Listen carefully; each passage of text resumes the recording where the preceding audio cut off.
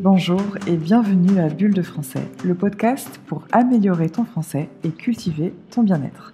Je suis Jessica Teffeng-Gérivel, la fondatrice de French Sunnyside, où j'offre une approche holistique de l'apprentissage des langues pour te permettre de découvrir, d'exprimer et d'incarner pleinement ton toi authentique, et ce grâce aux outils de la pleine conscience et du développement personnel.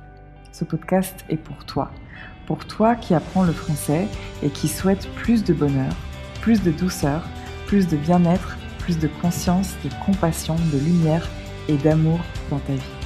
Chaque semaine, dans un français clair et progressif, je partage avec toi des réflexions, de l'inspiration, des conseils et des enseignements pour que tu puisses fluidifier ta compréhension orale de la langue tout en te donnant des outils puissants pour avancer sur ton chemin de vie, avec intention et bienveillance. Bonjour Beautiful Soul, j'espère que tu vas bien. On se retrouve aujourd'hui pour un nouvel épisode du podcast et nous allons parler des émotions, ou plus précisément de comment mieux vivre tes émotions. Je parle évidemment ici des émotions plutôt désagréables parce que généralement on n'a pas de problème à ressentir des émotions agréables comme la joie, l'excitation, le bonheur, la paix intérieure, le bien-être, etc. Non, ce sont plutôt les émotions telles que la tristesse, la honte, la nostalgie, la déception, la colère, toutes ces émotions qui sont inconfortables, difficiles à vivre, bref, désagréables. Pourquoi ces émotions sont-elles problématiques ? Eh bien, c'est souvent parce qu'on y résiste, tout simplement. On a peur de vivre de la souffrance, de l'inconfort, et en essayant de résister aux émotions, en les rejetant, on s'y attache de façon inconsciente. On leur donne du pouvoir.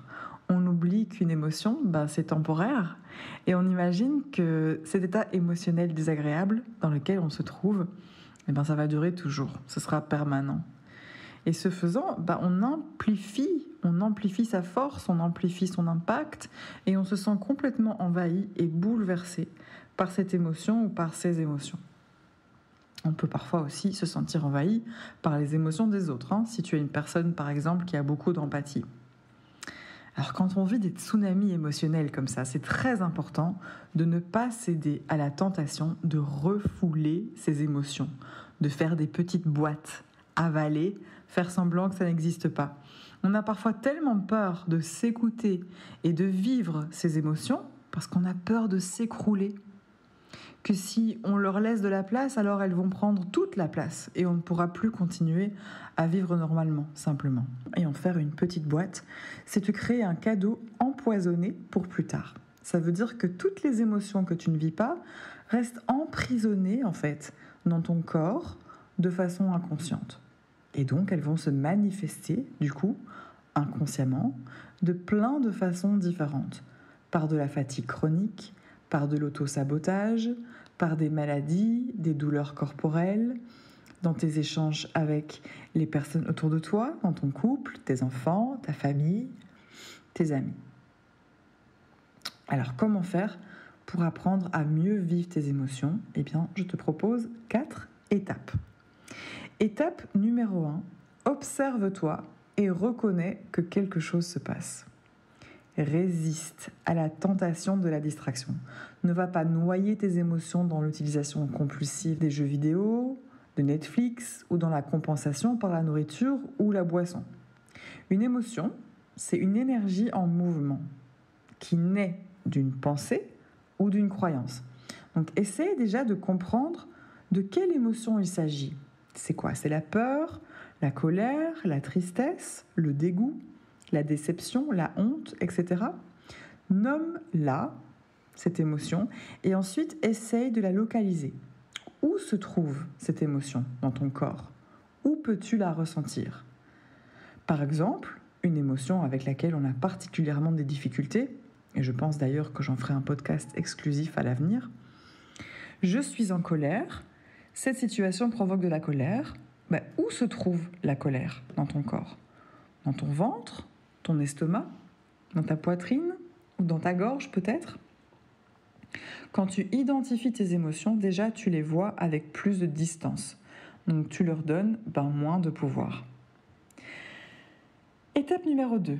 Alors, accepte ce que tu es en train de vivre. Ne résiste pas.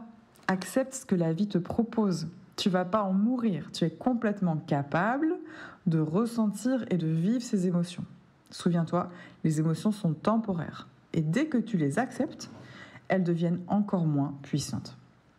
Nasrin Reza en parle dans son livre, Le pouvoir de l'accueil. Et elle a d'ailleurs partagé un joli mantra à ce sujet, et je le partage avec toi.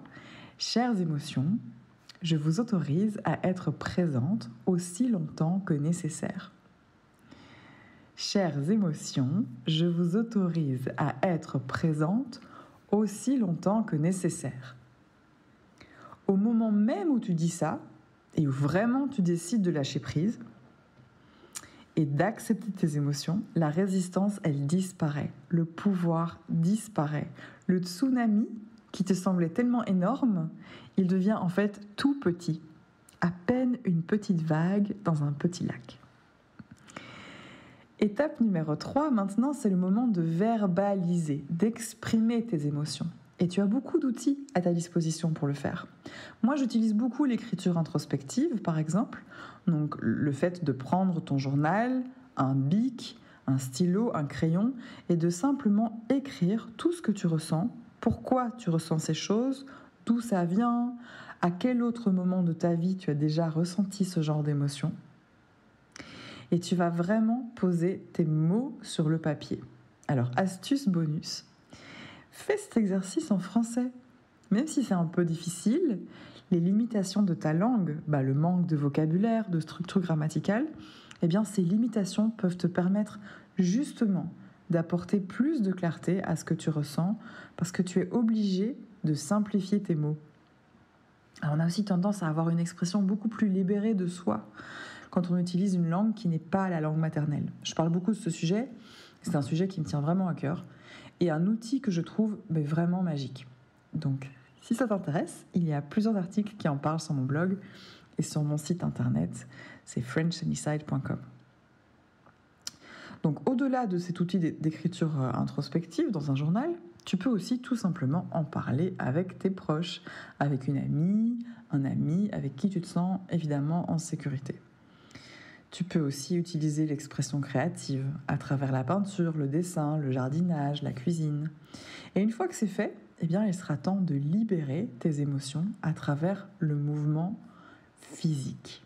Souviens-toi, une émotion, c'est une énergie en mouvement. Et donc, il lui faut du mouvement pour pouvoir la laisser circuler, bouger et finalement se libérer et s'en aller, tout simplement. Encore une fois, différentes possibilités. Le yoga, par exemple, la danse intuitive ou un cours de danse, aller courir, taper dans un coussin, taper dans une balle comme au tennis ou faire de la boxe. Laisse ton corps te guider. Ton corps sait ce dont il a besoin. Fais-lui confiance et puis bouge. Donc, s'il y a vraiment une chose que je veux que tu retiennes de ce podcast, c'est cette idée que les émotions ne sont pas permanentes, qu'elles ne sont pas trop grandes pour toi, ni pour les autres d'ailleurs.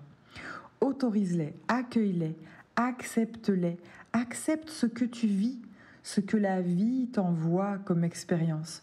Car au plus tu résisteras et au plus tu allongeras la durée de vie et au plus tu augmenteras l'impact négatif de ces émotions. Donc le chemin pour sortir de la vague, ce n'est pas de courir pour l'éviter, c'est de surfer. Donc pour rappel, observe-toi, observe ce que tu ressens, nomme tes émotions. Ensuite, accepte ce que tu vis et souviens-toi que tout est temporaire. Troisième étape, exprime-toi, que ce soit par écrit, oralement, à travers l'art, avec un point bonus pour le faire à travers le français.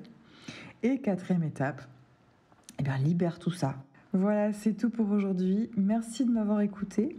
Si ça t'a plu, que ça t'aide et que ça t'inspire pour continuer à apporter de la conscience et de l'acceptation dans ta vie à travers le français, merci de laisser un commentaire et de déposer 5 étoiles sur iTunes, ce sera grandement apprécié. Utilise ce podcast pour apprendre le français grâce aux transcriptions et les notes linguistiques qui sont accessibles pour une petite participation mensuelle. Tu peux aussi soutenir mon podcast en achetant une tasse de café et ça me ferait vraiment plaisir. Le lien pour tout ça se trouve dans la description. Pour aller plus loin et découvrir mon approche de l'apprentissage du français à travers le bien-être, n'oublie pas de télécharger mon guide PDF gratuit The Mindful French Learner's Guide. Et encore une fois, ça se trouve dans la description. J'ai hâte de te retrouver pour le prochain épisode mardi prochain. D'ici là, prends soin de toi et je te souhaite une belle semaine remplie de paix et de lumière.